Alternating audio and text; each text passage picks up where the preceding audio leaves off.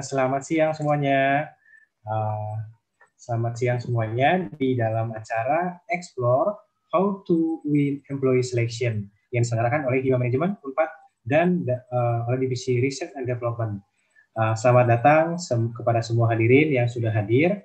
Saat ini, pada kesempatan yang berbahagia ini, kita akan membahas kira-kira bagaimana sih tips-triknya ataupun kayak misalkan tata cara untuk melaksanakan atau untuk membuat CV yang bagus dan juga teknik wawancara agar bisa diterima kerja ataupun magang teman-teman. Nah, mungkin pada kesempatan hari juga kita juga sudah kedatangan dua pembicara kita, yaitu sudah ada Bapak Yanuar Kurniawan. Selamat datang Bapak, dan juga sudah hadir juga. Selamat siang Pak Yanuar. Dan juga sudah hadir juga Ibu Dinda. Selamat siang Bu Dinda. Selamat siang, halo semua. Ya. Oke. Jadi hari ini kita akan banyak membahas nih mengenai kira-kira pembuatan CV ataupun kayak misalkan proses wawancara dan lain sebagainya. Kita akan bahas bersama-sama hal tersebut. Mungkin sebelum kita memulai acara pada hari ini, alangkah baiknya akan ada sambutan terlebih dahulu dari Ketua Himpunan Manajemen Universitas Padjadjaran kepada Kang Rifki, dipersilakan. Baik, terima kasih Kang Maftuh. Bismillahirrahmanirrahim. Assalamualaikum warahmatullahi wabarakatuh. Selamat siang. Shalom, Om Swastiastu, Namo Buddhaya, Salam Kebajikan. Yang saya hormati Ketua Program Studi S1 Manajemen Universitas Padjadjaran, Ibu Dr. Waode Zusnita Muizo SEMSI. Yang saya hormati juga Ibu Dinda Rifela dan Pak Yanuar Kurniawan selaku narasumber dari kegiatan ini. Dan juga yang saya hormati dan banggakan Bapak Ibu serta rekan-rekan peserta webinar Explore How to Win Employee Selection. Sebelumnya perkenalkan, saya Rifki Ahmad Noval selaku Chief Executive Officer Hima Manajemen 2021. Saya ingin mengucapkan terima kasih banyak kepada para narasumber yang sudah bersedia untuk sharing mengenai informasi-informasi yang berkaitan dengan recruitment and selection bersama dengan rekan-rekan mahasiswa di sini. Saya juga mengucapkan terima kasih banyak pada para peserta webinar hari ini. Saya berharap setelah rekan-rekan mengikuti kegiatan ini, mungkin rekan-rekan semua bisa mendapatkan banyak insight baru dan juga informasi terkini, khususnya untuk hal-hal yang berkaitan dengan praktek wawancara kerja dan juga pembuatan CV, agar nanti teman-teman di sini dapat diterima di perusahaan yang teman-teman inginkan ketika telah memasuki dunia kerja, ataupun bagi teman-teman yang mungkin tertarik untuk mengikuti kegiatan atau program magang. Selanjutnya, tak lupa saya pun mengucapkan terima kasih banyak pada rekan-rekan dari Divisi Research and Development Hima Manajemen 2021 yang sudah memfasilitasi kegiatan ini sehingga acara ini dapat berjalan dengan baik. Semoga kegiatan ini juga dapat berjalan dengan lancar sampai akhir, dan setelah dari sini teman-teman juga dapat mengaplikasikan ilmu yang didapatkan dari narasumber-narasumber yang sudah dihadirkan.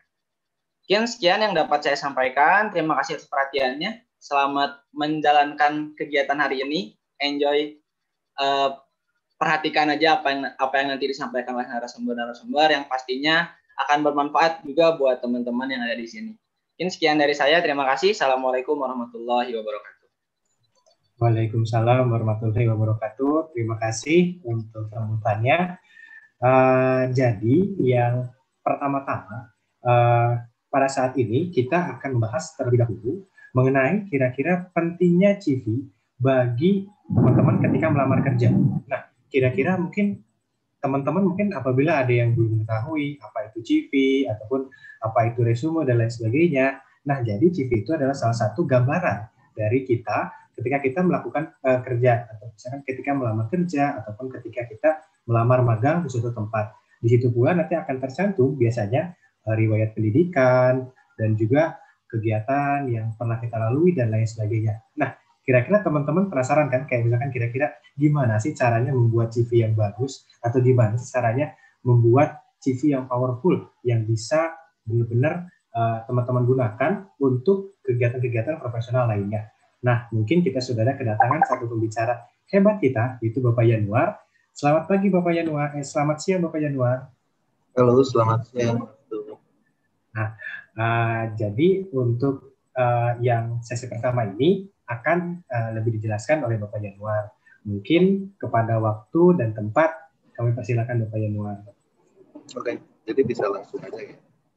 Ya, Pak.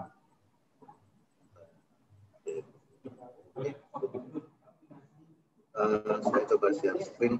Bisa nggak saya jadiin host dulu supaya bisa share screen? Suara aman? Oke, aman.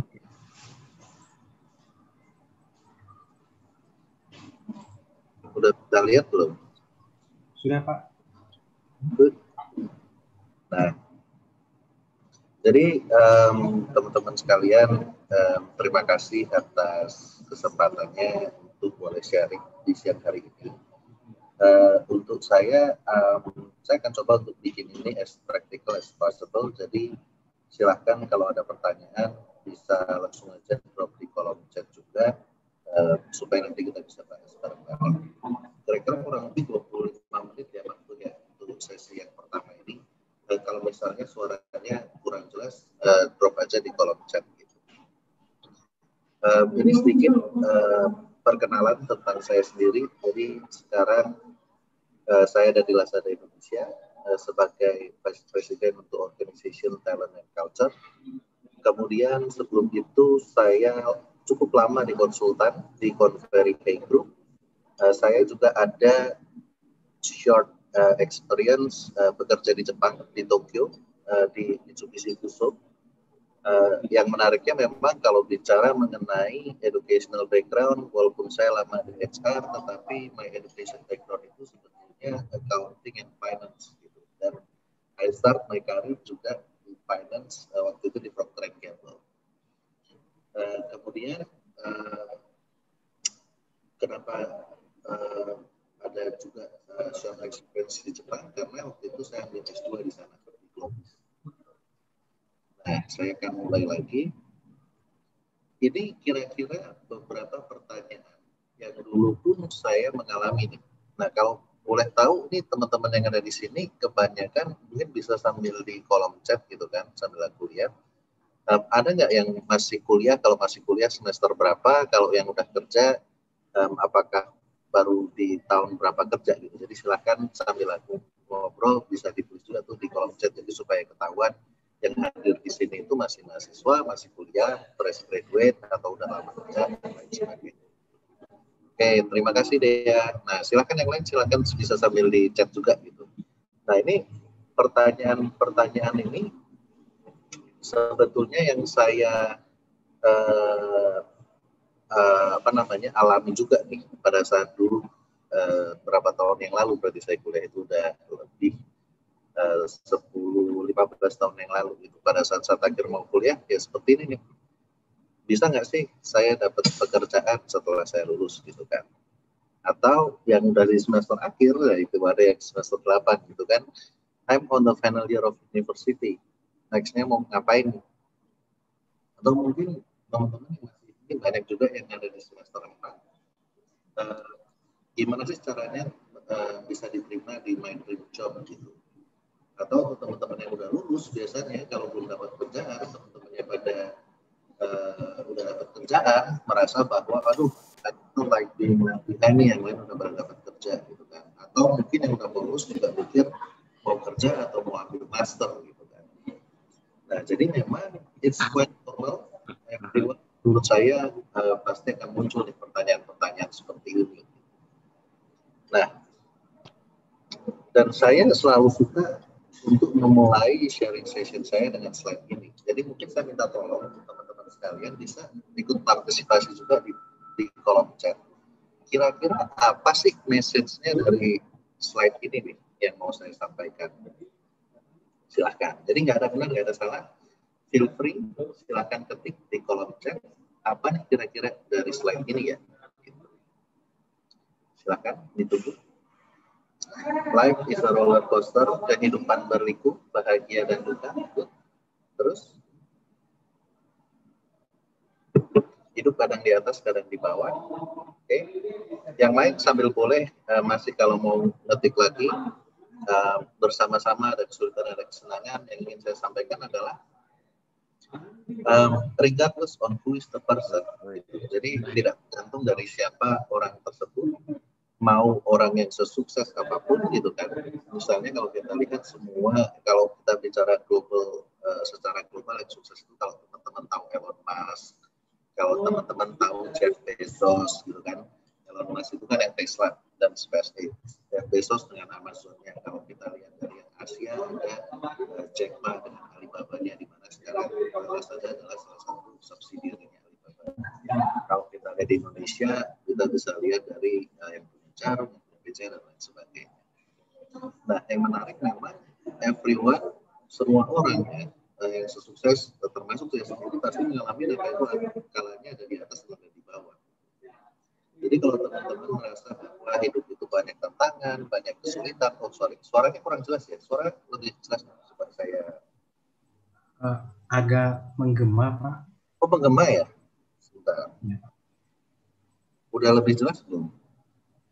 Sekarang lebih baik, Pak. Tadi mungkin kurang ini. Nanti kalau kurang jelas silakan dikasih tahu lagi. Jadi yang ingin saya sampaikan di sini, kalau teman-teman merasa masih ada hidup itu banyak tantangan, kok yang lain bisa langsung dapat pekerjaan saya belum dapat, jangan mudah menyerah gitu. Karena memang seperti yang teman-teman tulis di dalam chat gitu kan, hidup itu selalu ada naik dan turun. Hidup itu nggak semuanya selalu flat gitu. Jangan mudah menyerah, tetap semangat, tetap optimis, tetap lihat ke depan karena saya selalu percaya dan saya suka banget quotation dari Jack Ma. Hari ini itu mungkin susah, hari besok bahkan mungkin lebih susah, tetapi hari esoknya lagi kita bisa lihat matahari di sana. Oke, nah ini sekarang saya mau mulai nih sesi saya dengan pertanyaan ini. Menurut teman-teman sekalian nih, kalau kita berbicara CV, itu mana sih yang lebih penting, nice format atau nice content? Jadi silakan di-chat, bisa di-chat, kira-kira mau yang mana nih yang lebih penting, nice format atau nice content? Nah, kita ngomongin CV nih. Ayo silakan. Oke, nice content. Oke, good. Nice content, oke. Content, oke. Content, oke.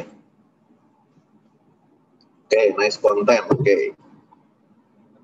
Nah, sekarang ini banyak nih teman-teman kan kita bicara bahwa CV itu yang penting itu kontennya. Ini saya agree sekali. Nah, justru makanya ini yang penting nih. Ini saya ingin next. Konten dari CV kita itu sebetulnya tentang storytelling dari hidup kita sendiri.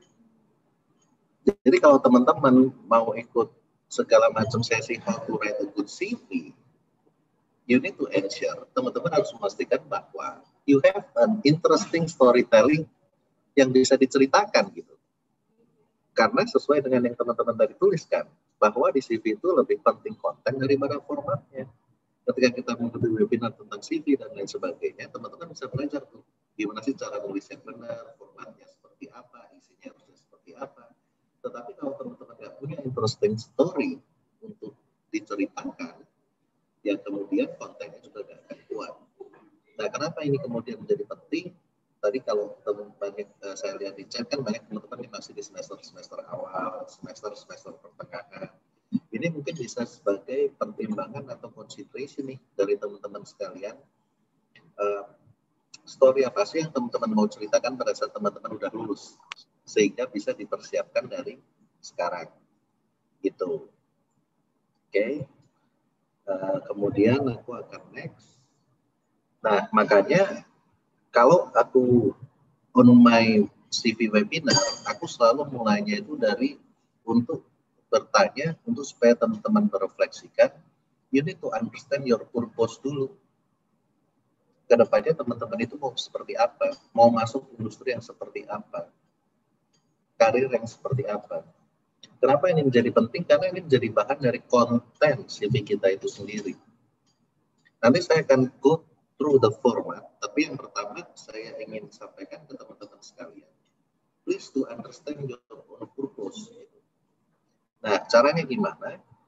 Ada beberapa framework yang bisa dipakai. Salah satunya dengan Ikigai.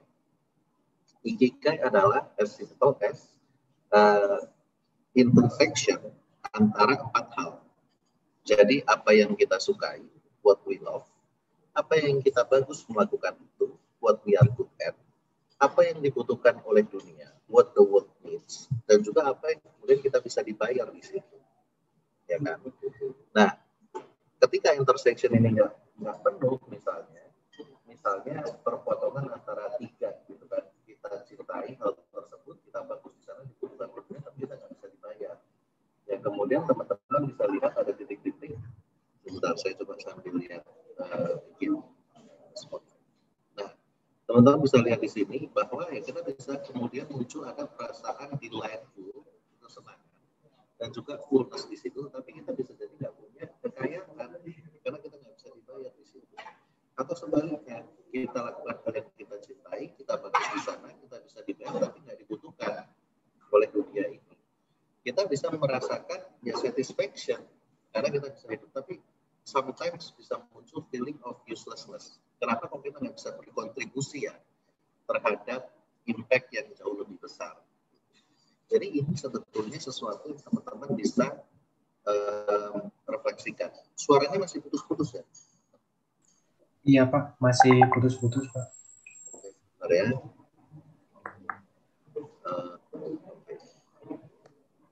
Mungkin apakah Bapak bersedia kalau dibantu di share screen?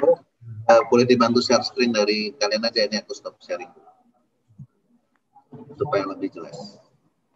Silakan.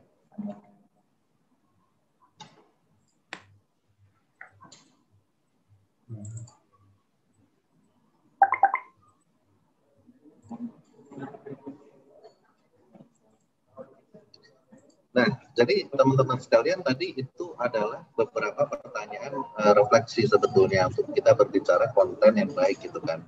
Kita harus jelas dulu purpose kita itu mau seperti apa, karir kita itu mau seperti apa, sehingga kita bisa mempersiapkan konten dari CV kita.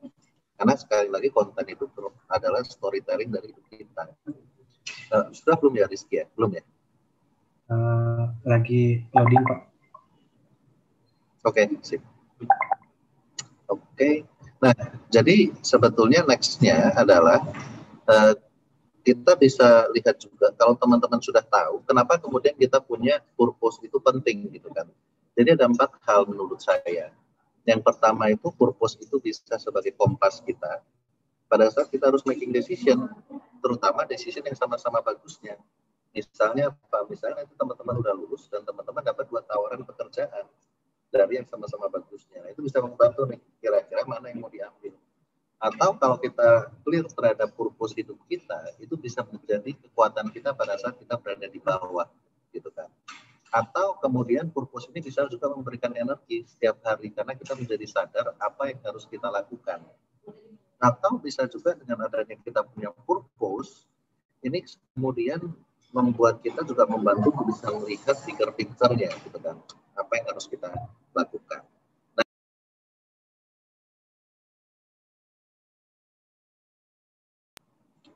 Oke, thank you, terima kasih Martu. Sekarang next saja langsung. Jadi aku udah jelasin yang ini, why having purpose is important. Bisa next saja. Kita langsung masuk ke CV ini. Nanti teman-teman bisa baca lagi slide-nya. Bisa next slide, Martu, nggak apa-apa. Ini exercise yang teman-teman bisa lakukan di situ. Nah, ini aku akan very brief di sini sebelum kita masuk ke tips untuk CV. It's always good untuk teman-teman ingat ketika melakukan job search, mesti understand industri apa yang teman-teman cari, lingus atau kata-kata yang biasa dipakai itu apa. Understanding misalnya bedanya sales sama marketing sama business development itu terms yang seringkali dipakai berbeda-beda di tiap company. Kemudian siapa yang harus dikontak, kan biasanya ada tuh recruiter detail kalau dia di LinkedIn ataupun di job posting yang lain. Kemudian understanding juga requirement-nya dari job itu, apakah teman-teman melihat you are fit into the role atau enggak gitu kan. There is a reason kenapa recruiter put job requirement. Kemudian remember it's application yang teman-teman submit.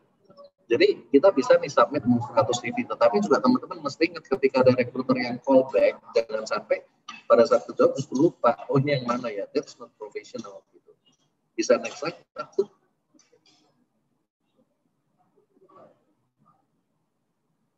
Nah, kita akan masuk ke tips untuk create a good CV. Jadi, kalau kita berbicara prepare a good CV, bisa next slide-nya. Ini adalah beberapa common mistake pada saat teman-teman membuat CV. Jadi yang pertama itu jangan sampai ada spelling mistake. Kalau teman-teman mau pakai bahasa Indonesia maupun bahasa Inggris, ya grammarnya jangan sampai parah banget gitu.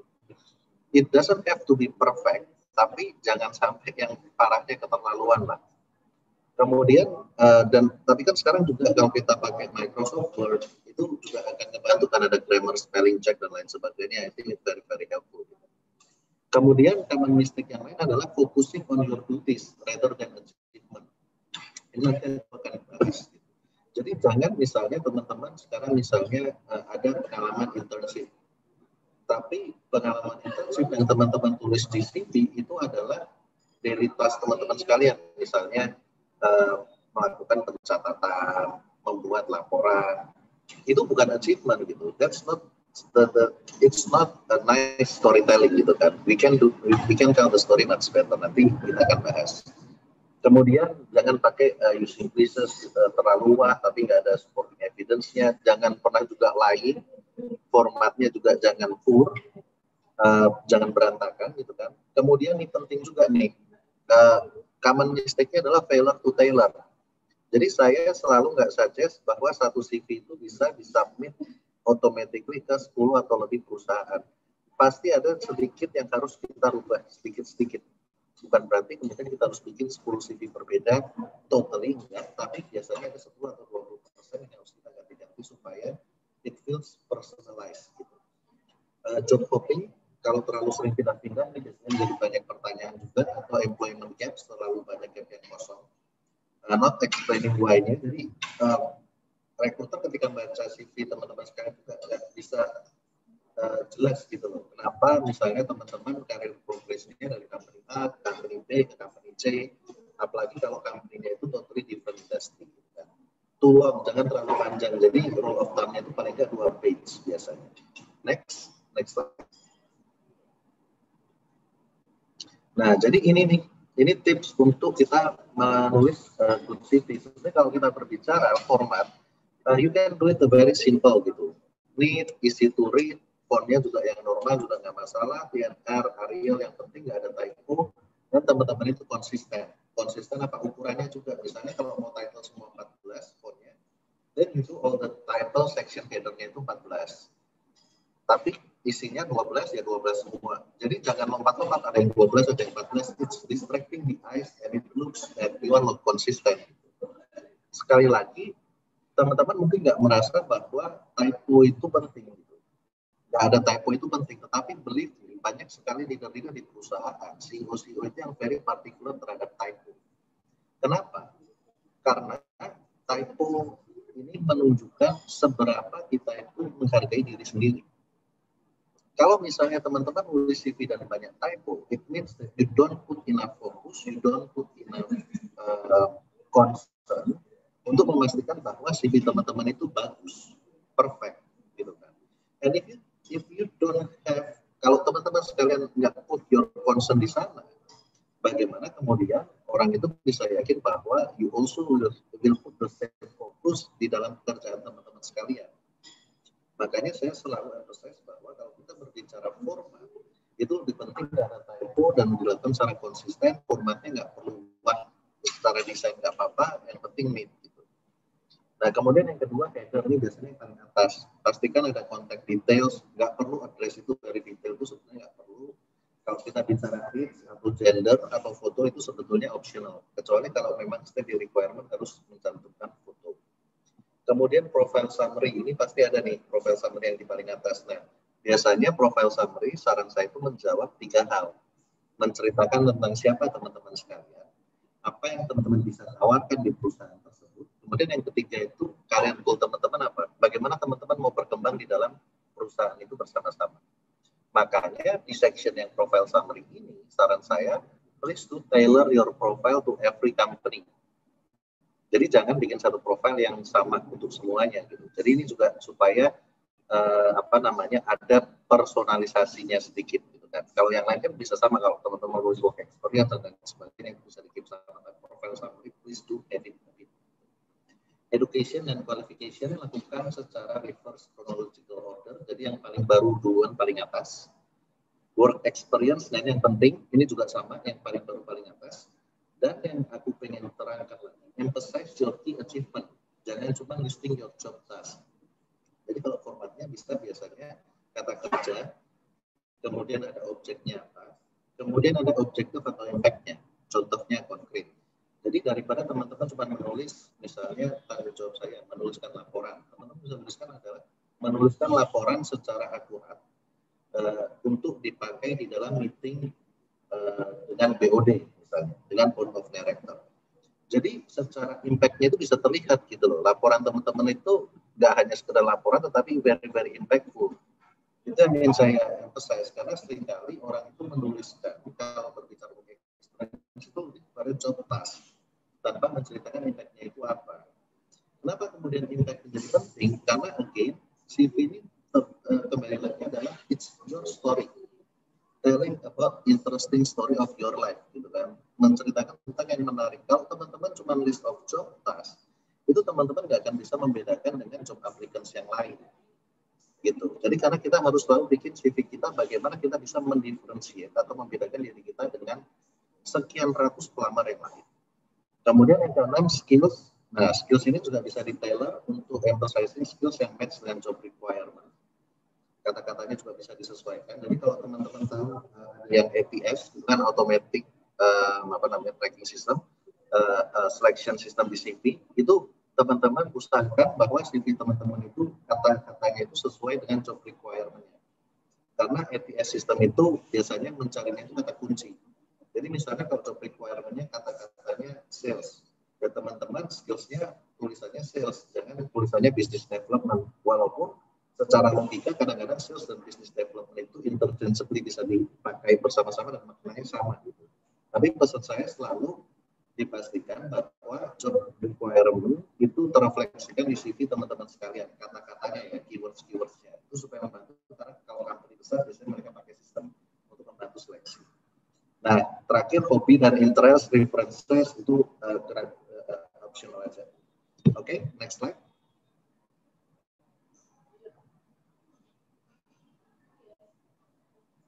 Nah, ini teman-teman nanti bisa baca sendiri. Kurang lebih kalau resume format itu, yang ide saya tuh nggak perlu very fancy, kecuali teman-teman mau kerja sebagai graphic designer.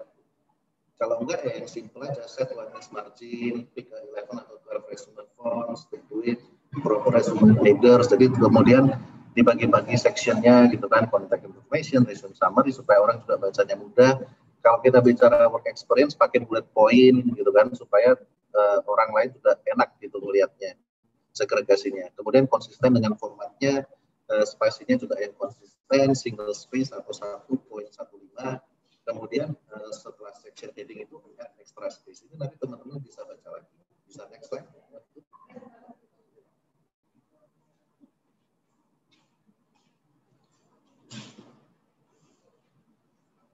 Bisa next slide.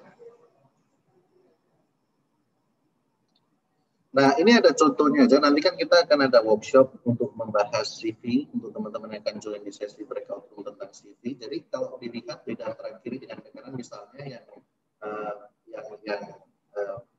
tampang di mata gitu kan, kalau teman-teman lihat experience-nya, misalnya yang di sebelah kiri, section experience yang paling yang ketiga gitu kan, itu kan secara alinea dia bikinnya paragraf. Kalau dibandingkan dengan yang kanan, experience-nya itu dalam bentuk bullet point sehingga lebih mudah dibaca.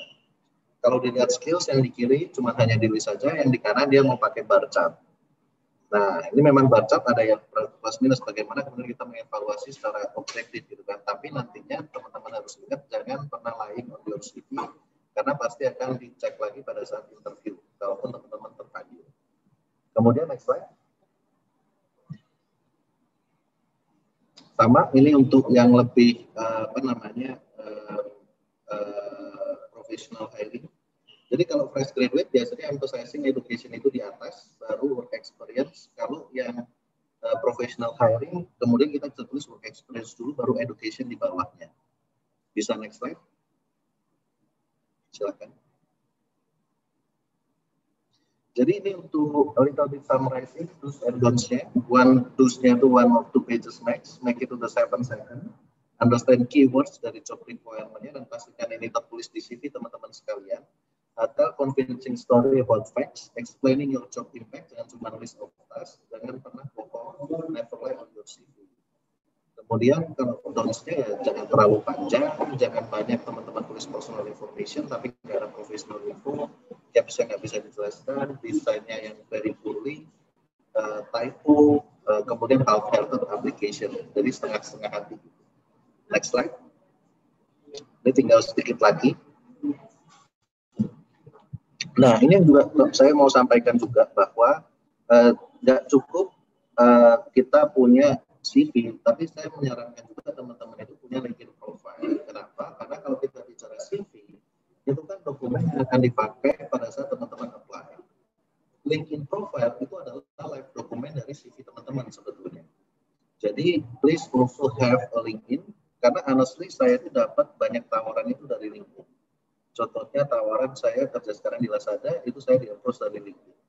Gitu kan. Dan di sebelum-sebelumnya selalu saya dapat tawaran dari LinkedIn, dari itu. Jadi menurut saya LinkedIn is a very good platform juga untuk bisa membantu if you are looking for a job, if you would like to build your personal brand gitu kan. Ini sangat membantu. Oke. Jadi ini teman-teman bisa baca. Nah itu teman-teman bisa lihat juga LinkedIn saya di sana. Next slide. Ini saya tinggal cantumkan aja references karena kan untuk CV writing itu you need to do a lot of research gitu ya, membaca sumber yang lebih lengkap. Nanti untuk membantu memahami apa yang barusan saya sampaikan, kita akan lakukan di breakout room. Pada saat prakteknya ini adalah tambahan-tambahan referensi yang teman-teman bisa baca sendiri gitu. Karena saya selalu percaya bahwa it's not enough di dalam 25 menit untuk menjelaskan semuanya in details. Makanya saya sengaja kasih gitu. Bisa next slide. Nah, ini juga nyambung nih. Jadi sekali lagi teman-teman jangan cuma rely CV untuk membuka pintu ke interview. Connection, build network itu juga sama pentingnya. Telling a story, bagaimana teman-teman bisa tell a story about yourself. Fokus on your act, gitu kan. Yang keempat itu. Jadi being authentic, making a connection, and giving a people a taste of who you are is very, very important. Okay, I think I will only have a last slide. Jadi sekali lagi, nggak akan ada shortcut, gitu kan. Building up career itu selalu membutuhkan sweat, hard work, sehingga please always be persistent dan jangan pernah menyerah. Dan ketika plan kita itu nggak bekerja, tetaplah punya iman, gitu kan. Karena saya percaya bahwa Tuhan itu tahu yang terbaik untuk kita semua. Yang penting kita mau berusaha. Apakah kalau tadi teman-teman lihat karir saya, kelihatannya enak ya, pernah ke Amerika karena part dari kerjaan, apakah kemudian semuanya itu saya dapatkan full ya enggak. Yang namanya saya submit CV di reject company, itu saya juga alamin gitu. Jadi jangan dikira saya nggak pernah ngalamin rasanya di reject. Walaupun saya juga ngalamin ditawarin kerjaan, tapi sebelum itu saya juga mengalami banyak sekali pengalaman untuk di reject company juga. Sudah sampai stage yang terakhir, nggak lolos. Atau di awal-awal nggak lolos. Ya udah gitu. Makanya kita harus selalu berusaha, berjuang, dan tetap punya iman yang kuat. Kira-kira itu maksud dari saya. I think I keep myself on the timing pas di 1:39. Baik, Pak Yanuar. Terima kasih banyak Pak atas sharing-sharingnya. Jadi mungkin ini ada beberapa nih, karena teman-teman berarti udah tahu nih kira-kira gimana sih caranya untuk buat CV dan lain sebagainya. Nah, mungkin nanti untuk sesi pertanyaan mungkin sesudah pematerian kedua kira-kira nggak apa-apa kan Pak ya? Nah, nggak apa-apa, siap. Baik Pak, nah jadi nanti kita akan menampung, sekali lagi kalau teman-teman ada yang ingin bertanya, bisa langsung dicantumkan di line slide-nya yang udah kita kirimkan di chat Zoom, nanti tinggal ditanya-tanya nanti di akhir sesi kita akan adakan Q&A. mungkin untuk pemaparan kedua itu akan ada pemaparan mengenai teknik dari wawancara. Nah, kira-kira tadi kan teman-teman udah mengetahui nih, kira-kira dari tadi membuat CV itu kira-kira kayak gimana sih, atau kira-kira tips dan triknya dalam membuat CV itu kayak gimana sih. Nah, proses berikutnya dalam seleksi pekerjaan itu adalah wawancara. Ketika awalnya CV screening, lanjut ke tahap wawancara. Nah, kira-kira teman-teman ada nggak sih yang misalkan grogi ketika wawancara, atau misalkan kayak bingung kira-kira kalau dikasih pertanyaan ini. Nah, kita akan bahas tips dan trik dan teknik dari wawancara bersama salah satu pembicara kita dengan Ibu Dinda. Halo Bu Dinda. Halo, selamat siang teman-teman. Selamat siang, maaf tuh dan teman-teman sekalian. Pak Januar, salam kenal juga. Jadi semoga teman-teman nggak ngantuk ya, karena sudah mau menuju jam 2 kurang. Takutnya nanti kalau ngantuk, coba kita discuss bareng aja. Teman-teman chat, boleh nyaut aja lah pokoknya. Boleh manggil saya Bu, Mbak, atau Kak. Teman-teman bebas. Jadi biar saya ngerasa muda juga lah ya. Nah, saya coba share screen. Semoga internet saya lancar-lancar saja. Jadi saya izin ya teman-teman. Ini saya udah bisa ya. Oke. Ya, ini sekilas dari porto saya. Jadi saya ini sebenarnya bukan orang murni, orang rekrutmen dari awal tuh enggak. Jadi karir saya tuh lulusan hukum. Jadi start saya dari Unika Atma Jakarta, terus lanjut ke Trisakti. Itu dua-duanya saya ambil jurusannya hukum. Dulu cita-citanya pengen jadi notaris malah, bukan sebagai orang HR. Jadi bisa belok karena waktu itu karena keluarga semua latar belakang hukum, jadi ya udah tertarik juga waktu sama dunia hukum.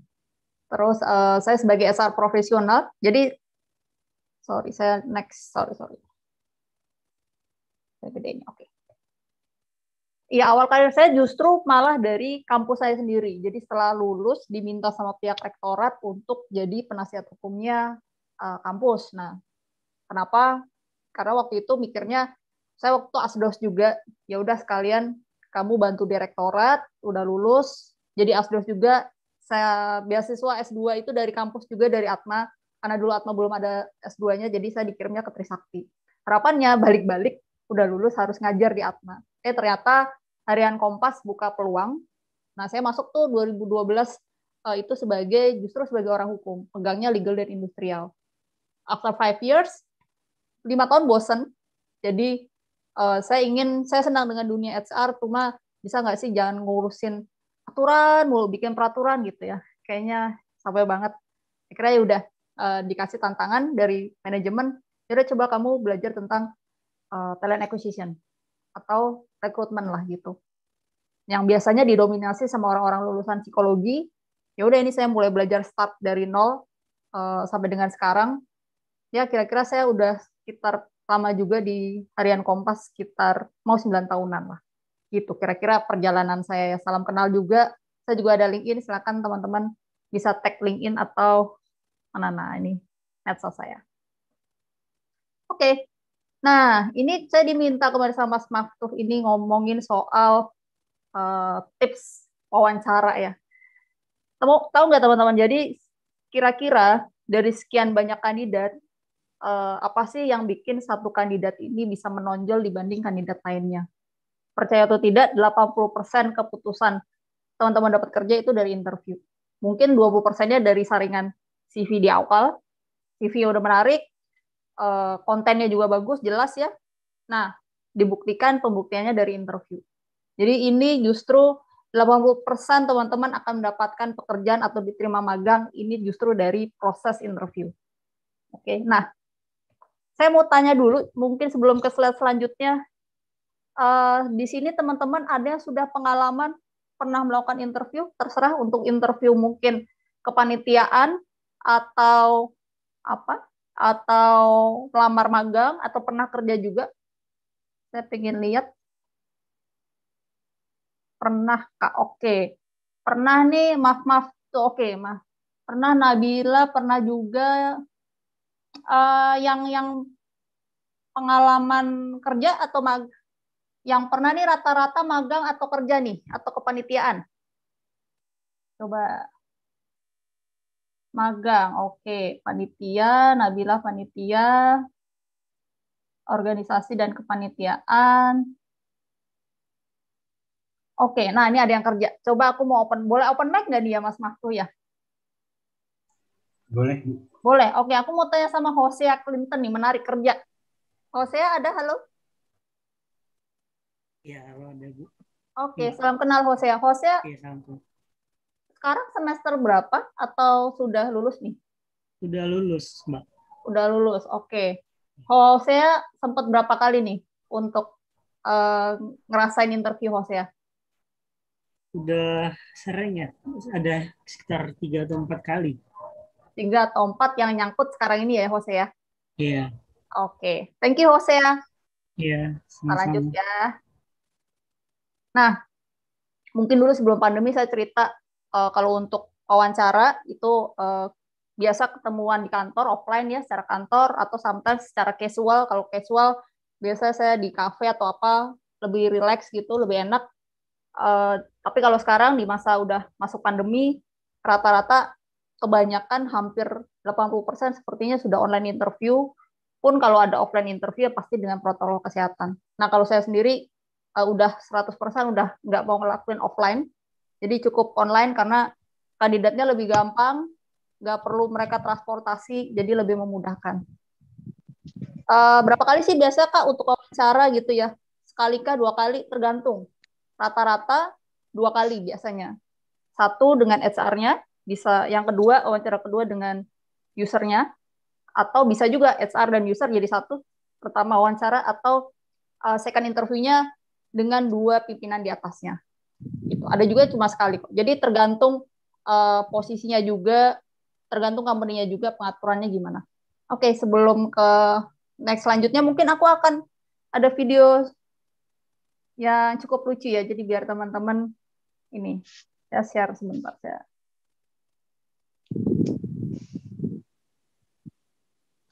Oke, sound nggak kelihatan ya.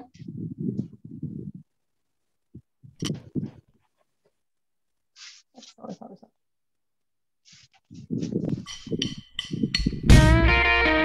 Suaranya kedengaran ya, Mas Rizky ya? Terdengar, Bu. Claudius Hani.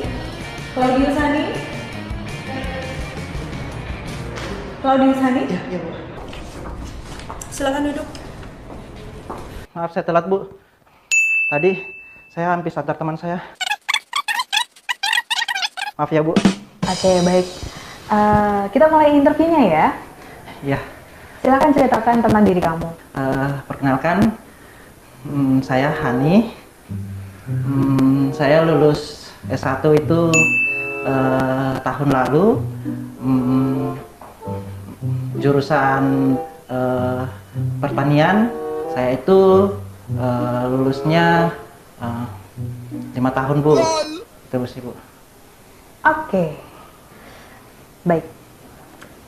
Berikutnya, apa yang kamu tahu tentang Gramedia? Tolong ceritakan. Gramedia itu toko buku, Bu. Teman saya ajak untuk ke toko buku untuk beli buku.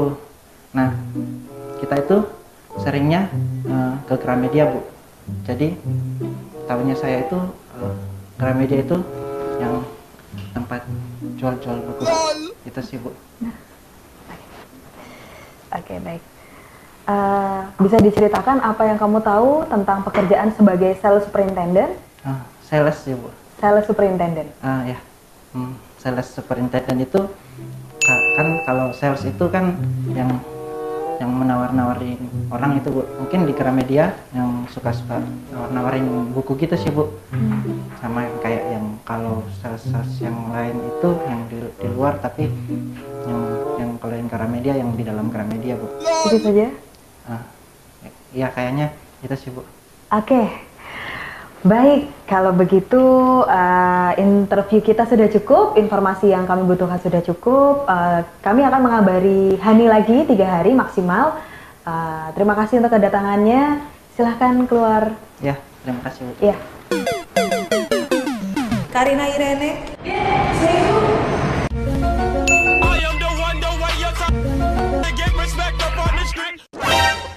Silakan duduk. Oke Mbak Karin, silahkan tunjukkan CV dan ijazahnya. Boleh Bu? Ya, maaf Bu, untuk CV dan ijazahnya ketinggalan. Saya kirim email aja ya. Oh gitu. Oke. Baiklah. Oke Mbak Karin, silahkan ceritakan tentang diri Mbak Karin. Iya, saya Ibu tunggu sebentar ya, maaf.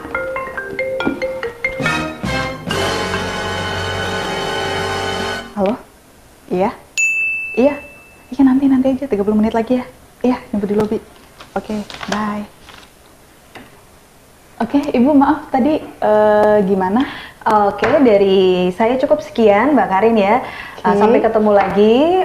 Kita akan kasih kabar maksimal 3 hari dari sekarang. Baik, silakan keluar. Terima kasih banyak Mbak Karin. Iya, terima kasih.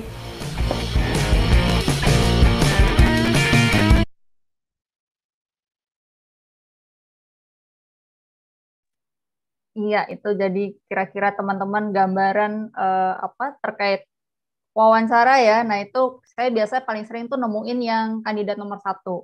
Jadi saking gugupnya, mungkin karena telat juga, mepet, jadi ngos-ngosan gitu. Nah, kita lanjut ya teman-teman. Semoga, sorry, ini kenapa nggak bisa next ya? Oke. Nah, saya mau tanya dulu dong, kira-kira kalau teman-teman atau yang pernah ngejalanin interview, pertanyaan yang paling susah atau kebayang teman-teman, aduh gue takut banget nih ditanya kayak gini nih. Ada nggak pertanyaan seperti apa? Boleh dong di chat. Pertanyaan apa nih yang kira-kira teman-teman rasa sulit waktu pas pernah interview atau kebayangnya paling takut ditanya apa teman-teman? Kenapa IPK di bawah rata-rata? Oke. Cara pembagian waktu dan komitmen ya, ya oke. Ada lagi teman-teman? Apa yang bisa kamu, oke, kontribusi ya, kontribusimu apa untuk perusahaan? Yap, thank you. Jadi, strategi yang bakal dilakukan, oke. Nah, kira-kira ini, tadi thank you banget buat jawaban teman-teman. Kok hilang? Nah, rata-rata ini, teman-teman itu kebanyakan ya, untuk apalagi yang masih lulus itu, suka takut kalau ditanyain kekurangan kelebihan, nggak bisa jawab gaji yang diharapkan. Kalau ditanya, apa sih kenapa kita layak nih supaya terima kamu? Alasan keluar itu biasanya yang udah pengalaman dan kenapa pengen masuk company. Dan terakhir, kalau ada pertanyaan dari recruiter, ada pertanyaan nggak untuk kami? Ini teman-teman harus tanya. Kalau teman-teman diam aja atau nggak ada Bu, kayaknya udah cukup. Itu menunjukkan teman-teman tidak tertarik sama industri itu, tidak tertarik dengan company-nya. Jadi ini pasti akan ditanya setiap HR pada saat sesi wawancara berakhir. Nanti kalau misalnya waktu saya kelebihan di info aja ya Mas tuh ya. Oke.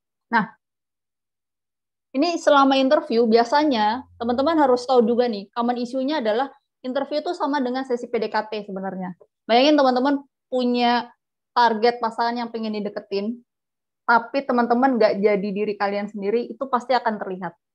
Sama dengan sesi interview. Interview itu juga seperti itu. Saking-sakingnya pengen dapet gitu ya, terus teman-teman persiapkan semalam suntuk, wah nanti kalau ditanya, aku bakal jawab ini, akan jawab itu gitu. Nah itu saking sudah di skenario, kadang-kadang pas saat interview blank tuh. Jadi itu tidak jadi diri kalian sendiri. Ini sama seperti sesi PDKT kalau saya ibaratkan. Nah, dan yang kedua biasanya terjadi stres interview itu kalau tidak bisa memberikan pemahaman ke kebutuhan teman-teman sendiri sama kebutuhannya si company-nya ini seperti apa. Jadi si company-nya bingung nih, HR-nya bingung. Ini dia pengennya apa sih yang dibutuhin, cocok nggak sih gitu. Kok menyampaikannya agak-agak nggak jelas ya gitu. Nah teman-teman padahal pengen menyampaikannya X nih, tapi yang diterima ke company-nya A ternyata. Nah ini jadi problem juga sehingga kenapa kita gagal nih biasanya dalam hal interview. Dan walaupun kalau tadi saya contoh videonya kan offline ya, itu pas sebelum pandemi. Jadi walaupun nanti sekarang ini teman-teman ngejalan interview sistem online, usahakan juga sikap teman-teman tuh juga terkesan mature. Siap, nggak asal-asalan juga, walaupun di rumah gitu ya, walaupun secara online, tapi ya dipersiapkan lah Ya kalau bisa jangan kos oblong atau berisik tempatnya. Nah, itu cukup memberikan penilaian. Nah, kita tahu teman-teman mahasiswa itu pinter-pinter kok, apalagi teman-teman Unpad. Aku yakin lah, teman-teman Unpad dan teman-teman di luar Unpad, Universitas Indonesia itu pinter-pinter semuanya. Kita handal, IPK kita bagus, tapi rata-rata kebanyakan sulit untuk mengkomunikasikan dengan jelas dan baik apa sih maksud wawancara hari ini. IPK-nya tinggi, tapi pada saat diajak ngobrol untuk menjelaskan skill-nya mereka, itu bingung tuh. Nah, ini kadang-kadang problemnya lebih ke arah komunikasi. Dan ingat bahwa interview itu dua arah, teman-teman. Jangan teman-teman saking groginya atau memposisikan bahwa HR atau recruiter tuh posisinya lebih tinggi dibandingkan kita. Kalau lebih tinggi, itu kan kita kayak jadi under pressure sendiri ya. Jadi kayak, waduh, gue sama rekrutmen, sama user nih, posisinya manajer gitu. Jangan kayak gitu. Ini setara, teman-teman. Mereka butuh kita juga butuh mereka. Jadi sama-sama needs-nya nih ketemu. Oke? Sampai sini, semoga saya nggak kecepatan ya. Kalau ngomongnya kecepatan, langsung chat aja, ngobrol, Kak, ngomongnya cepetan gitu. Nah, percaya atau enggak, kita tuh ini kadang-kadang sebagai kebenaran seluruh orang dewasa ya. Jadi kan kita anggaplah bahwa si rekruter dan juga teman-teman ini kan orang dewasa ya. Rata-rata orang dewasa itu pernah atau memberikan judgement tertentu sama seseorang itu dalam waktu 30 detik pertama. Gak usah jauh-jauh deh, teman-teman lihat ada orang lewat gitu ya. Gak usah kenalan, lihat aja. Itu orang pasti ada judgement tertentu. Tapi benar atau tidaknya nanti digali nih dari wawancara. Nah, fokus orang dewasa itu biasanya hanya 4-8 detik. Jadi saat teman-teman mau interview atau datang, percaya atau enggak rekruter yang udah, saya tuh biasa sehari membatasi untuk wawancara maksimal 4-5 orang. Itu udah maksimal banget. 4 lah rata-rata. Karena udah capek nih, kalau udah lelah, terus dari kandidat 1 sampai misalnya terakhir itu jelek gitu ya, moodnya udah jelek banget tuh. Terus kalian dapat setelah itu gitu, paling terakhir. Wah, itu di kepalanya rekruter ya. Walaupun mukanya atau mereka ngomongnya sama kalian, tapi palanya tuh udah muter-muter tuh. Aduh, habis ini gue mau makan sore apa ya? Udah capek banget wawancara, gue harus balik kerja, harus balik kantor macet-macetan. Nah, kadang-kadang rekruter tuh saking capek begitu.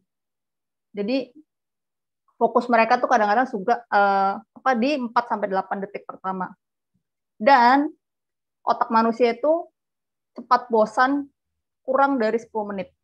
Jadi kalau di 10 menit awal teman-teman menjelaskannya sudah boring, sudah ngejelimet, nah itu di rekruter malah akan memberikan nilai yang negatif lah ke teman-teman. Jadi usahakan 10 menit pertama itu membawa kesan tersendiri. Gitu. Jadi semoga ini saya juga ngomong tidak membosankan kalian ya. Semoga teman-teman masih on juga nih. Sebenarnya interview itu cepat kok. Cuma ada 3 proses. Sebelum, pas interviewnya, sama setelah interview. Nah, kalau sebelum saya nggak akan ngomong panjang lebar.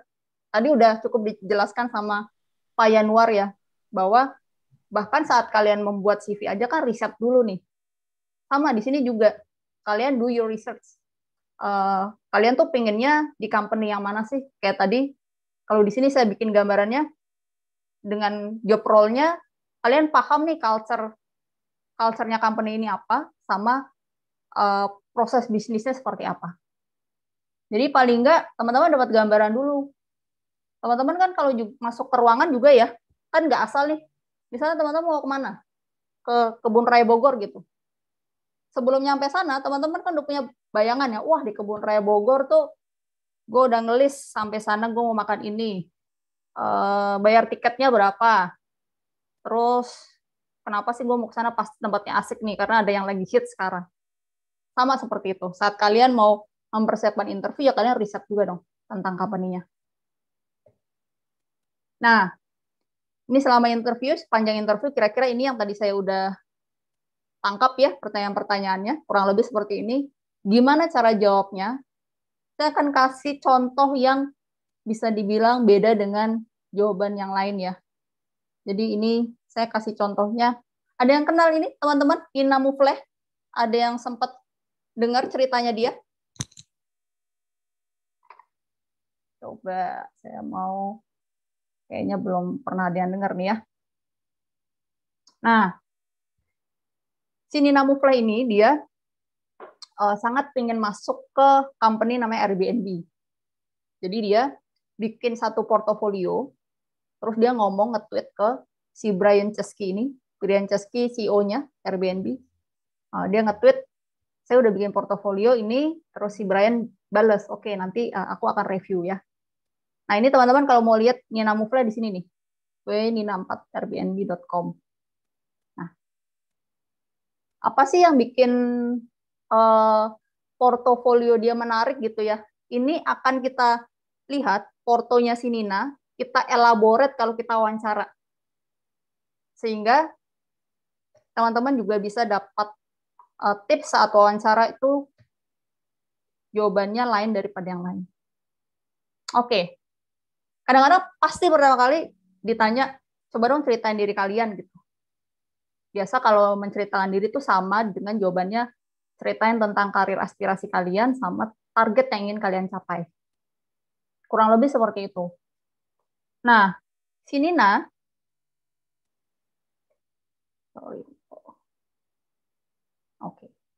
Nina bikin porto kayak gini nih.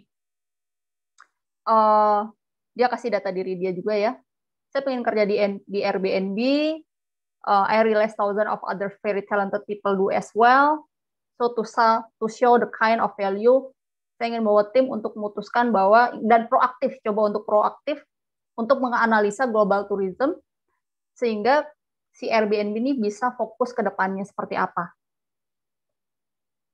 Nah, kenapa sih saya ngelakuin riset ini nih?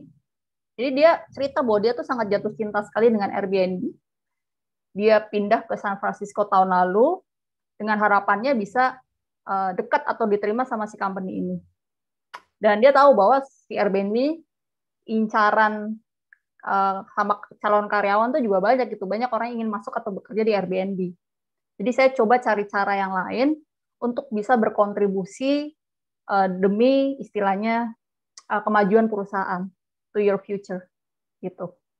Jadi jawabannya dia kalau ditanya tentang cerita dong dan lain, dia jawabannya bukan rata-rata ya, kebanyakan ya nama saya Dinda Ritsvila Atma, panggilan Dinda, usia 27, lahir di Semarang, nggak gitu tuh. Jadi teman-teman kalau ingin berbeda dengan kandidat lain, teman-teman contoh portonya si Nina Mufleh ini. Teman-teman bisa cerita kenapa teman-teman tertarik di sini dan jatuh cinta dengan company ini. Gitu. Nah, pasti teman-teman ingatlah bahwa kadang-kadang kita suka lupa sih apa yang orang katakan, tapi kita tidak akan bisa pernah melupakan apa yang orang rasakan. Nah, ini saking banyaknya si rekruter wawancara kandidat, gimana caranya kita bisa memberikan different feel yang berbeda ke rekruter itu. Wah, kadang-kadang saya kemarin lupa nih dari mana ya, tapi anaknya itu pembawaannya tuh dewasa banget dan dia jawabannya menarik tuh. Nah, itu biasanya aku akan ingat tuh kayak gitu. Punya feel tersendiri lah, istilahnya gitu. Ini ada chatnya. Oke, 14.07. Sekarang, oke, 3 menit ya. Cip. Nah, ini kurang lebih kira-kira kalau si Nina tanya, apa yang kamu ketahui tentang perusahaan, apa yang ingin kamu kontribusikan, si Nina ini udah bikin penelitiannya lah, bahwa si Airbnb tidak memasuki daerah yang Timur Tengah, jadi kayaknya punya potensi, dan teman-teman bisa lihat sendiri ya, nanti ya. Nah, dia juga tulis kontribusinya apa, dia udah telaah. Sampai si company-nya ini, wah, ini serius nih. Gitu. Oke, nah ini sebenarnya yang bikin lolos itu kalau gimana sih Kak, sebenarnya kalau klik nih antara roles dan concern-nya dirimu dengan roles dan concern-nya ke company. Punya goal-nya apa sih? Ketemu nih titik temunya. Jadi itu kira-kira yang bisa membuat kalian klik dengan company itu. Tell your experience gampang. Kalian tinggal pakai rumus namanya STAR. Ceritain situasinya, pengalaman kalian, tugas kalian apa yang kalian lakukan, dan hasilnya gimana. Ini udah, walaupun kalian fresh graduate ya, sering ikut kepanitiaan, ini the best, inilah, yang paling terbaik lah pada saat kalian ditanya soal experience-nya kalian. Nah, kalau ditanya kelebihan kekurangan, ingat ini aja, kalau tanya kelemahan, kasih hal-hal yang berikan kelemahan yang emang nggak ada kaitannya sama si posisi yang kalian lamar. Kalaupun ada, solusinya kalian udah nemuin dan ubah jadi nilai positif. Pun kalau ditanya kelebihan, ya sudah, kalian tahu nih, know your personality ya. Tadi your purpose tadi kalau diceritakan Pak Yanuar, purpose kalian apa, kelebihan kalian tuh juga tahu nih kalian.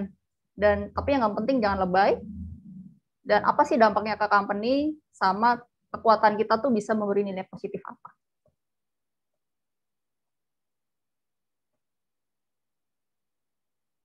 Oke, kalau ada pertanyaan atau tidak, ini tipsnya.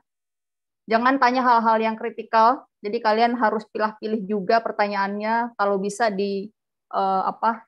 dibentuk supaya pertanyaannya itu lebih wise lah. Kalau mau nanya soal berapa sih Kak gaji di sini, tanyanya jangan terang-terangan gaji. Tadi paket benefit kalian bisa tanya. Pasti akan dijelaskan kok. Oke, ini nanti. Nah, ini jarang sekali nih yang after interview mengucapkan say thanks ke rekruternya. Jadi ini rata-rata amat sangat jarang. Nah, ini teman-teman bisa praktekkan ini. Sehabis interview, kalian WA atau email rekruternya say thanks atas waktunya. Dan entah kenapa, rata-rata yang memberikan say thanks ini malah keterima. Jadi mungkin punya karakteristik yang beda kalinya sama yang lain. Mungkin itu. Oke. Kayaknya sesuai nih sama jamnya. Itu aja teman-teman, silakan kalau ada pertanyaan nanti dari panitia ya yang akan ini. Baik Bu, terima kasih atas penjelasannya. Nah, tadi teman-teman semua kita sudah mempelajari nih hari ini, kayak kira-kira yang pertama, gimana sih caranya membuat CV yang bagus, terus dilanjutkan dengan kira-kira gimana sih untuk teknik wawancara yang bagus pula. Nah, di sini kita sudah ada beberapa pertanyaan-pertanyaan yang kita kumpul di Slido. Mungkin saya share screen. Nah, di sini udah ada beberapa pertanyaan-pertanyaan tentang CV ataupun wawancara. Mungkin yang pertama ada pertanyaan mengenai CV mungkin untuk Bapak Yanuar. Pertanyaan yang pertama, maaf Pak, izin bertanya, apakah sektor industri yang berbeda seperti consulting, marketing, FMCG, atau startup memiliki fokus CV yang berbeda-beda atau sama Pak? Silakan Bapak. Oke. Jadi terima kasih pertanyaannya. Jadi menurut saya sih kalau dilihat dari industri sektornya, saran saya sih sebaiknya tentunya kalau kita bicara fokus CV, menurut saya 80% itu akan mirip gitu loh. Justru yang harus teman-teman tahu itu betul-betul dibaca job requirement-nya. Jadi mau itu industri consulting, industri marketing, industri FMCG atau startup, jadi saran saya understand aja job requirement-nya apa dan keywords yang ada di situ mesti direfleksikan di dalam CV-nya. Jadi misalnya keyword-nya, skills-nya adalah skills negotiation misalnya. Ya, kata-kata itu kalau bisa dicantumkan di dalam CV teman-teman sekalian. Dan kalau kita berbicara bagaimana kemudian yang membedakan itu apa? Misalnya pada saat teman-teman menuliskan profile summary-nya. Tadi kan juga sudah dijelaskan pada saat sesi bahwa my contribution itu penting. Gitu kan. Pada saat di profile summary kan tadi kurang lebih ada 3 kan. menjelaskan tentang siapa teman-teman sekalian, why do you think you should be in positions gitu kan, dan bagaimana teman-teman ingin berkembang bersama di dalam perusahaan tersebut. Nah kan pasti beda kalau kita bicara consulting, marketing, MNC atau startup. Jadi in short sih menurut saya kalau kita berbicara formatnya kurang lebih akan sama, cuman memang kontennya itu akan bisa jadi slightly different. Itu sih maksud. Baik Pak, terima kasih. Mungkin untuk pertanyaan kedua, ini untuk Bapak lagi. Nah, kira-kira apakah penggunaan bahasa Inggris menjadi nilai tambah dalam CV, Pak? Ini sekali lagi tergantung perusahaannya. Kalau perusahaannya masih sangat tradisional dan semua di dalam keterangan perusahaan, misalnya di websitenya, segala macam bahasa Indonesia, nggak ada bahasa Inggrisnya, ya kemudian jadi out of context. Kita berbicara banyak perusahaan multinasional, bahkan perusahaan lokal yang sudah cukup besar, contohnya apa, Gojek, Tokopedia, dan lain sebagainya, environment-nya itu sudah sangat multinasional. Jadi untuk perusahaan-perusahaan tersebut sih saran saya bahwa CV itu bisa ditulis dalam bahasa Inggris. Kenapa? Karena banyak sekali pelamar sebetulnya submitting their CV in English gitu. Jadi itu aja sih menurut saya kembali lagi konteks perusahaan yang ingin di-apply. Tetapi memang kalau untuk perusahaan multinasional bahasa Inggris itu sebetulnya bukan tawaran tapi emas gitu. Karena kalau teman-teman nggak submit dalam bahasa Inggris, banyak sekali pelamar lain yang akan submit CV-nya dalam bahasa Inggris. Gitu. Itu sih Mahfud. Baik Pak, terima kasih Pak. Berikutnya ada pertanyaan untuk Bu Dinda. Nah, kira-kira ada tips dan triknya kira-kira biar tidak grogi saat wawancara? Oke, biar nggak grogi ya.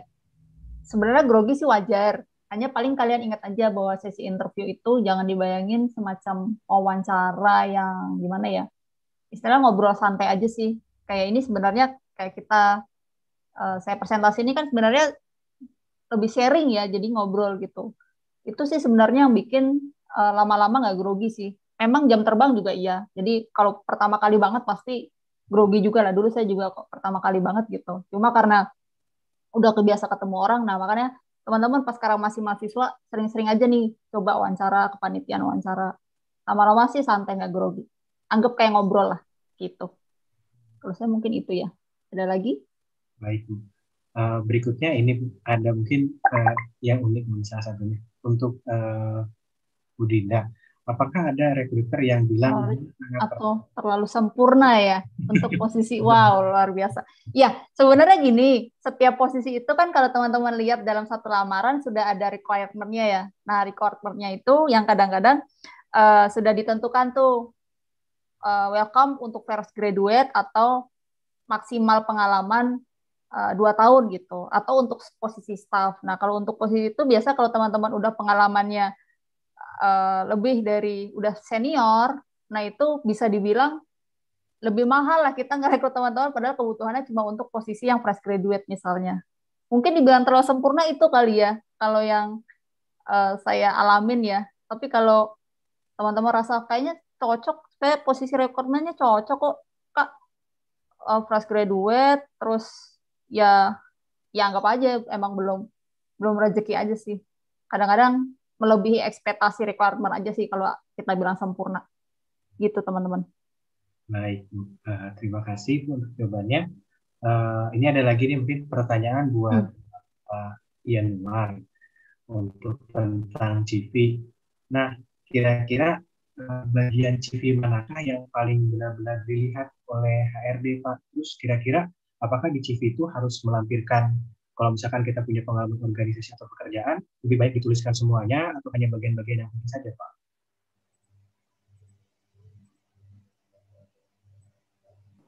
Baik, jadi yang pertama itu CV yang betul-betul diperhatikan. Menurut saya sih yang paling pertama itu tadi karena saya sih suka juga yang tadi sampaikan bahwa impression pertama itu penting. Jadi pastinya yang pertama formatnya itu mesti rapi. Rapi beda dengan desain yang sangat menarik gitu ya. Jadi asal dilihat pertama, it looks professional. It actually good. Jadi, maaf tuh, kamu punya CV ku kan ya? Iya, Pak. Mungkin bisa di-share sebentar aja, gitu. Baik, Pak. Jadi itu yang pertama. Yang kedua, menurut saya sih, bagaimana kemudian bisa dilihat dari isinya, dari kontennya itu, apakah impact-nya itu seperti apa. Jadi menurut saya sih, kalau yang kedua pasti kalau dilihat dari sini, yang basic requirement pasti dari etika segala macam. Tapi pasti yang menarik itu untuk saya, utamanya itu dari work experience atau organization experience kalian dan juga dari profile summary. Mungkin aku mau share sedikit gimana aku nulis CV karena betul-betul my CV itu plain. Jadi ada dua ini sebetulnya dua WhatsApp lah boleh dibilang, ada yang suka pakai desain yang menarik ya asal rapi nggak apa-apa. Tapi ada juga yang betul-betul plain dokumen. Jadi mungkin bisa di-share sebentar aja. Izin Pak, saya nge-share CV. Boleh. Ini Pak. Nah tuh. Jadi kalau teman-teman lihat CV saya itu cukup simple gitu. Ada foto di kiri atas, tadi kontak itu ada di kanan atas, kemudian ada summary of qualification yang tadi aku bilang gitu kan. Kemudian ada professional work experience, mungkin bisa scroll ke bawah. Bisa. Nah itu yang tadi bisa stop. Jadi kalau teman-teman lihat di situ kan teman-teman bisa lihat ya, di my professional work experience itu formatnya paling nggak dari verb, kata kerja, kemudian ada objeknya apa, kemudian ada objektifnya, misalnya yang ada di convert to manage and deliver project, bla bla bla bla bla, yang akhirnya ada to ensure it can be delivered on time, with good quality, and on budget gitu. Jadi kalau dilihat yang di Mitsubishi Fuso misalnya, itu ada contohnya tuh, saya masukkan beberapa kuantitatif. Misalnya ada plan and coordinate internal assessment untuk 2.000 white collar employee. Kenapa ada kuantitatif data di sini? Supaya impact-nya juga bisa terlihat. Bisa scroll ke bawah. Maaf tuh. Jadi ini apa namanya? Ini contoh CV yang secara format itu cukup simpel, tapi kalau teman-teman lihat kan itu cukup rapi ya. Jadi section leader-nya bisa dilihat. Ini ngomongin education, ini ngomongin other activities, certification. Jadi kalau desain plain gitu, tapi secara konten menurut saya rich gitu. Jadi I don't say bahwa hanya ini satu-satunya format yang baik untuk dipakai, karena ada juga format yang lain yang mungkin desainnya lebih menarik daripada ini. Tetapi ya feel free aja, silakan teman-teman bisa lihat banyak sekali referensi CV. Kalau saya sih dari dulu bikin CV prefer yang plain seperti ini. Mungkin itu sih maksud untuk menjawab apa yang dilihat gitu. Jadi format pertama, kemudian konten keseluruhannya.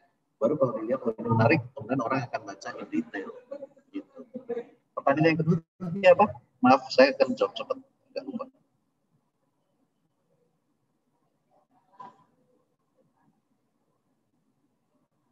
Halo, masih mute, maaf tuh, sorry. Oh iya Pak, mohon maaf. Kira-kira untuk organisasi, oke. Jadi organisasi pekerjaan menurut saya yang dituliskan itu it's about your life story. Jadi you need to decide ketika teman-teman mau menuliskan itu ada interesting story to tell atau enggak. Dan interesting story-nya itu terkait dengan let's say your capabilities, your experience yang related dengan requirement dari job tersebut gitu loh. Jadi selama itu mendukung apa yang teman-teman ingin lamar ya sebaiknya dituliskan. Tetapi ya kalau misalnya di sana misalnya teman-teman ikut organisasi, tetapi ikut organisasi hanya sebagai peserta aja dan nggak banyak ada sesuatu yang ingin bisa di-emphasize, itu kan sayang. Makanya tadi saya bilang bahwa it's actually good bahwa teman-teman misalnya tahu ada sesi ini sekarang, karena again CV is about your story gitu. Kalau teman-teman ikut organisasi, tolong juga bisa ikut misalnya sebagai menjabat lah posisi tertentu sehingga bisa terlihat leadership skills-nya gitu kan. Teman-teman bisa cerita impact apa yang teman-teman lakukan di organisasi tersebut. Lebih ke situ sih Pak. Baik Pak, terima kasih Pak atas jawabannya. Berikutnya mungkin ada beberapa pertanyaan untuk Bu Dina juga.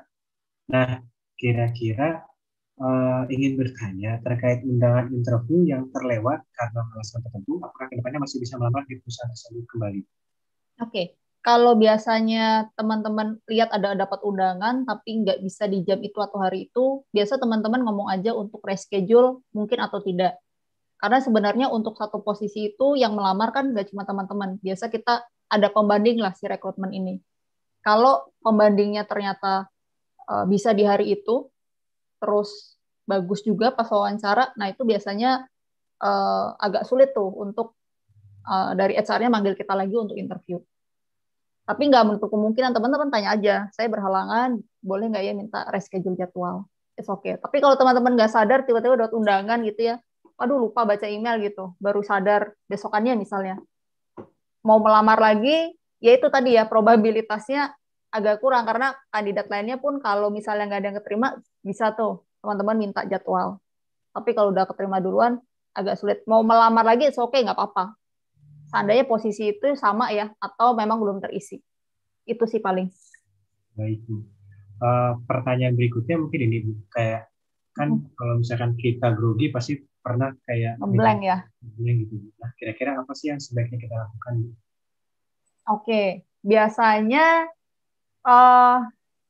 nggak apa-apa sih kalau misalnya teman-teman ditanya satu skill yang kalian butuh mikir dulu gitu ya. Kalian ngomong aja, kayak saya mungkin boleh 5 detik untuk saya pikirkan dulu gitu. Oke, nggak apa-apa. Tapi yang penting jelas bahwa teman-teman tuh mikirnya beneran serius gitu. Jangan ngeblanknya diam. Tapi rekruter bingung nih. Kalian ngomong aja. Boleh kasih waktu sebentar. Saya akan coba jawab. Itu lebih wise teman-teman. Jadi lebih agak rileks lah kalian. Baik.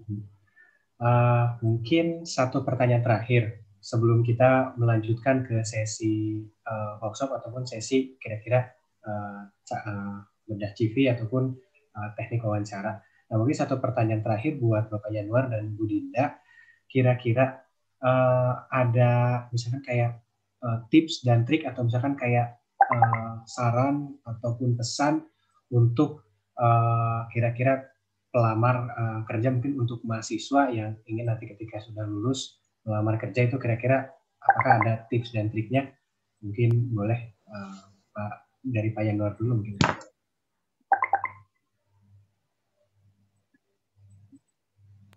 Tips dan trik pelamar kerja supaya apa? Halo, Mahfud? Iya, Pak. Tips terkait dengan apa? Supaya bisa diterima gitu. Iya, Pak, kayak misalkan tips dan trik untuk mahasiswa biar bisa diterima di pekerjaan yang mereka inginkan. Oke. Jadi kalau dari saya sekali lagi yang pertama, dan ini sekaligus saya emphasize materi saya gitu, you need to understand your own purpose dulu gitu kan. Mau ke industri yang mana, dan pada saat teman-teman kuliah, you build all the skills dan kompetensinya ke sana gitu loh. Jadi kalau teman-teman udah tahu, oh aku tertarik misalnya produk desain, oh aku tertarik marketing, ya selama kuliah you need to understand job requirement-nya itu apa. Jadi teman-teman sekarang masih semester 4, semester 3, nah teman-teman bisa research dulu job requirement yang dibutuhkan itu apa sih, sehingga apa, the rest of the years teman-teman study itu teman-teman bisa lakukan untuk persiapan building skills di situ, sembari teman-teman selalu ikut mengupdate diri tentang perubahan yang ada di industri tersebut. Itu yang pertama. Yang kedua, kalau teman-teman sudah mempersiapkan diri, mempersiapkan kompetensi yang dibutuhkan, yang kedua itu yang nggak kalah pentingnya itu networking. Jadi sekali lagi, jangan teman-teman punya mindset bahwa oh CV saya bagus sekali, CV saya sudah rapi sekali, dan bisa dapat kerja. Nggak juga gitu. Networking is very very important. Jadi kalau misalnya ada career fair di kampus, ya jangan cuma datang dengerin, kemudian sampai CV, tapi ngobrol dengan rekruternya, gitu. Cari tahu dengan mereka, gitu. Being active di sana. Jadi teman-teman mesti ingat, karena di semua career fair itu akan ada banyak sekali pelamar yang lain. Dan yang ini juga kelihatannya untuk sampaikan bahwa bagaimana sih kemudian kita memberikan impresi, karena supaya memastikan rekruter itu ingat apa yang kita berikan gitu. They might forget what we say, tetapi mereka akan remember what they felt gitu kan. Bisa nggak sih mereka merasa nyaman dengan kita? Nah itu menurut saya sangat penting. Jadi yang pertama kompetensi, yang kedua itu networking. Itu sih, Mahfud. Yang ketiga, menurut saya build up your LinkedIn, it can help juga. Gitu. Itu sih tiga itu aja paling. Baik Pak, terima kasih Pak atas jawabannya. Mungkin boleh dilanjutkan oleh Bu Dinda. Dari aku ya, mungkin dari aku kebanyakan kalau teman-teman masih mahasiswa dan fresh graduate tuh ke arah groginya sih. Jadi usahakan teman-teman selama kalian udah tahu nih nanti after kalian lulus inginnya ke bidang apa, nah itu cobalah kalian tadi seperti yang Pak Yanuar bilang, biar satu benang merah lah, satu jalur profesi kalian itu sesuai dengan skill kalian. Coba terus aja untuk jam terbang wawancara kalian tuh terus pede aja udah. Menurutku itu sering-seringlah untuk berlatih interview. Yang kedua, mendapatkan satu industri atau pekerjaan itu memang yang sesuai kalian inginkan. Kadang-kadang sakingnya sudah lulus dan wah teman-teman lain sudah diterima kerja, asal aja deh. Nah itu juga sayang sekali teman-teman. Kalau istilahnya teman-teman cuma kayak asal untuk dapat kerja. Menurutku itu feel-nya akan berbeda dengan teman-teman yang memang punya passion atau cinta sama pekerjaan itu. Termasuk nanti bisa dilihat juga dalam wawancara, beneran nggak sih ini dia cinta nih sama profesinya ini gitu sebagai seorang sales atau sebagai seorang marketing. Itu kelihatan kok dari pengalaman kalian pas kuliah banyak nih jadi kepanitiaan di bidang marketing misalnya. Nah itu menurutku itu. Mungkin yang ketiga apa ya? Yang ketiga dalam hal wawancara, ya tadi yang saya udah kasih tipsnya ya, bahwa wawancara itu seperti kita memberikan pemahaman komunikasi dua arah. Apa yang dimaksud sama kita dipahami sama lawan bicara. Kalian coba latih bahwa komunikasi dua arah tuh penting gitu. Jangan kalian kayak interview nanya jawab. Jadi jangan kayak di wawancara reporter gitu loh. Kalian tell your story lah. Di CV aja kan kalian juga harus menceritakan cerita dalam bentuk tulisan ya. Kalau ini kan menceritakan cerita kalian dalam bentuk bicara ya. Nah itu sih paling teman-teman berlatihlah untuk komunikasi yang bagus. Baik Bu, terima kasih Bu atas tips-tipsnya dan terima kasih juga untuk Pak Yanuar untuk tips dan triknya. Dan mungkin sesi berikutnya kita akan melakukan bedah CV dan mungkin teknik wawancara. Dan mungkin nanti pada saat pelaksanaannya nanti akan di breakout room, akan dibagi menjadi dua.